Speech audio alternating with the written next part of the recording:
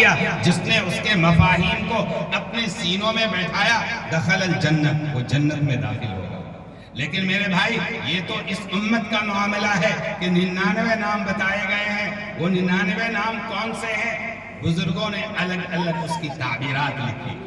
حافظ ابن حجر اسقلانی رحمۃ اللہ علیہ نے 99 نام الگ لکھے ہیں، اور خود امام ترمذی نے ایک راوی سے جو نقل کیا ہے 99 نام وہ الگ ہے۔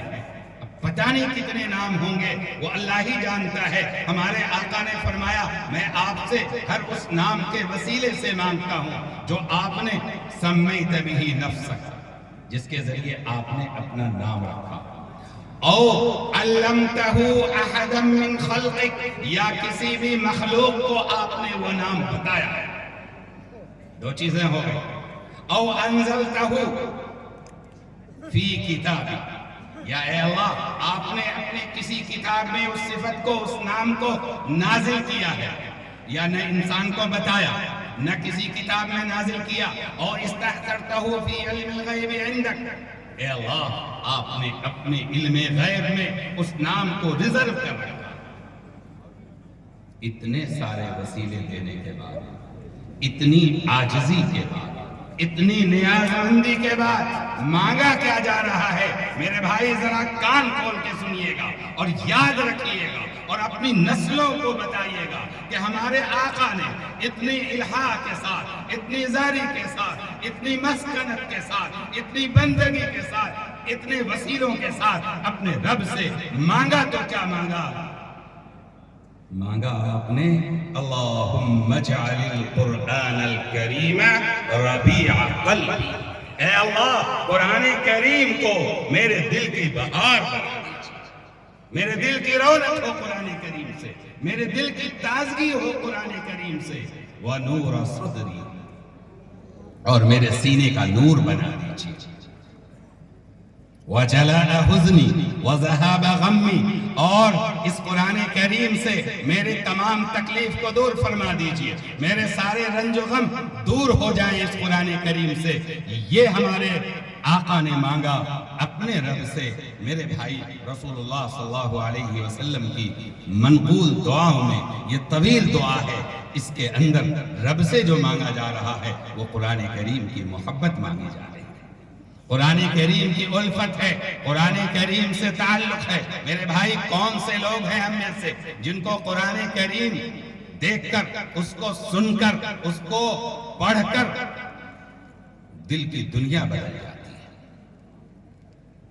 صحابہ کرام کی تو کیفیت یہ تھی کہ ان کے رونگٹے کھڑے ہو جاتے تھے، تقشعر منہ الجلود، وَإِذَا تُلِيَتْ عَلَيْهِمْ آيَاتُهُ زَادَتْهُمْ ایمانا، جب قرآن کریم کی آیات کی تلاوت کی جاتی تھی تو ان کے ایمان و یقین میں پختگی آ رہی ہے۔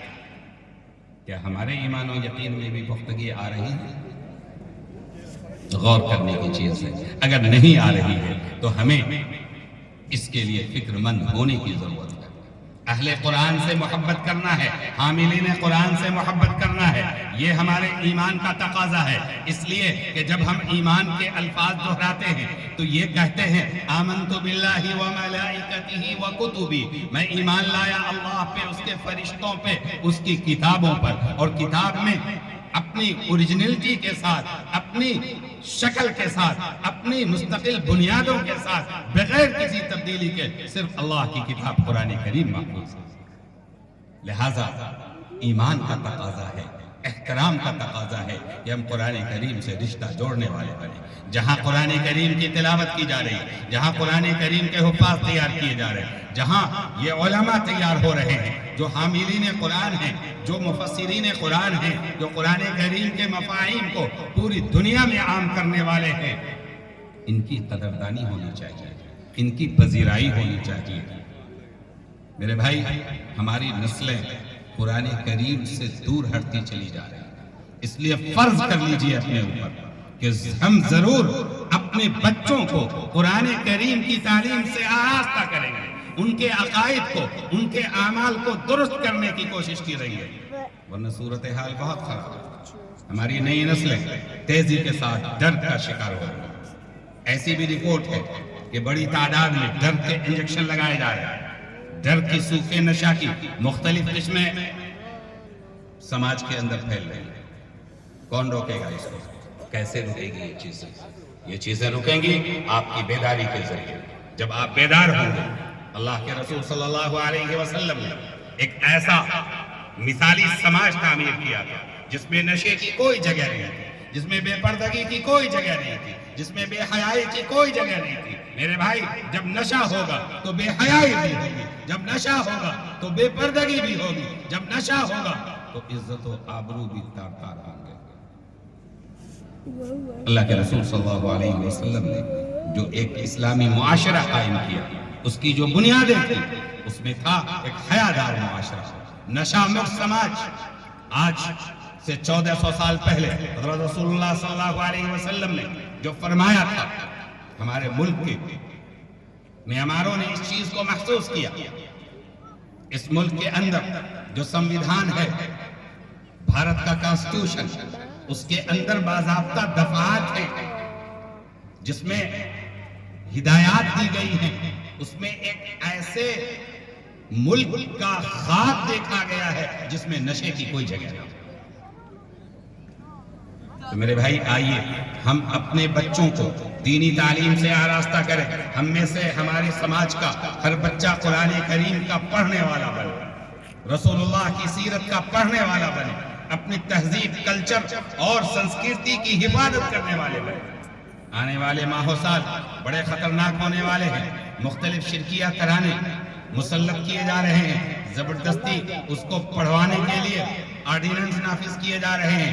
لیکن یاد رکھیے، ہم ایک موحد قوم ہیں، ایک موحد امت ہے. توحید ہمارے لیے سب سے بڑا قیمتی اثاثہ ہے. ہمیں اپنے اس اثاثہ کی، اپنی اس قیمتی دولت کی حفاظت کرنی ہے. توحید کی امانت سینوں میں ہے ہمارے، آسان نہیں مٹانا نام و نشان ہمارا. لیکن یہ کب ہوگا؟ جب ہم اپنے بچوں کو سمجھائیں کہ میرے بھائی، میرے بچوں، میرے عزیزوں، تم کسی بھی حال میں شرکیہ الفاظ نہیں نکالنا. وندنا ہوگی صرف اللہ کی ہوگی. ہم ایک اللہ کے سامنے سجدہ کرنے والے ہیں. اللہ کے علاوہ کسی کی وندنا نہیں ہوگی، وطن کی نہیں ہوگی، ماں کی نہیں ہوگی، کسی دیوی دیوتا کی نہیں ہوگی. وندنا ہوگی تو صرف اللہ کی ہوگی. بزرگوں، آئیے ہم آج کی اس مجلس میں یہ عہد کریں کہ انشاءاللہ قرآن کریم سے اپنا رشتہ جوڑیں گے اور سماج کو بے حیائی کے دلدل میں دھسنے سے بچانے کی کوشش کریں گے. اللہ تعالیٰ نے قرآن کریم میں ارشاد فرمایا، قُلْ لِلْمُؤْمِنِينَ يَغُضُّوا مِنْ أَبْصَارِهِمْ. اے نبی صلی اللہ علیہ وسلم، آپ مومن مردوں کو بھی کہیے کہ وہ اپنی نظریں پاک رکھا کریں، نیچی رکھیں. وَقُلْ لِلْمُؤْمِنَاتِ يَغْضُضْنَ مِنْ أَبْصَارِهِنَّ. اور مومن عورتوں کو بھی ہدایت دی گئی کہ وہ بھی اپنی نظریں نیچی رکھیں. اور ساتھ ساتھ مومن بہنوں کو، ایمان والی خواتین کو اس بات کا پابند بنایا گیا کہ وہ جب نکلیں گھروں سے تو اپنے اوپر حجاب ڈال کے نکلیں، اپنے اوپر نقاب ڈال کر کے نکلیں. یہ حجاب یہ کسی عالم کا، کسی مولوی کا، کسی اور کا، کسی فرد کا نہیں، بلکہ اللہ کا حکم ہے. اور ہماری مائیں اور بہنیں جو اللہ کے حکم کے اوپر ہر قربانی دینے کو تیار ہیں، انہیں سب سے پہلے اس بات کی پابندی کرنی ہے کہ وہ اب جب بھی نکلیں حیا کے ساتھ نکلیں، تہذیب کے ساتھ نکلیں.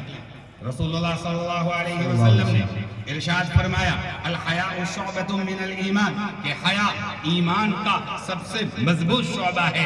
بے حیا باش ہر چہ خواہی کن. جب انسان بے حیا بن جاتا ہے تو ہر گناہ کرنا اس کے لیے آسان ہو جاتا ہے. لیکن حیا رہے، اور خاص طور پہ حیا اللہ رب العالمین سے آئے، تو یہ تقویٰ کی ایک قسم ہے. اور تقویٰ، یہ حیا انسان کو متقی بناتا ہے.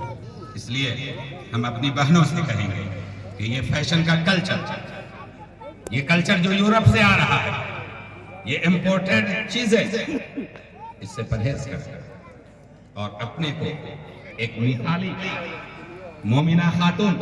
آپ کو میں یاد دلاؤں کہ دین کے لیے ہماری عورتوں کی، ہماری خواتین کی کتنی قربانیاں ہیں.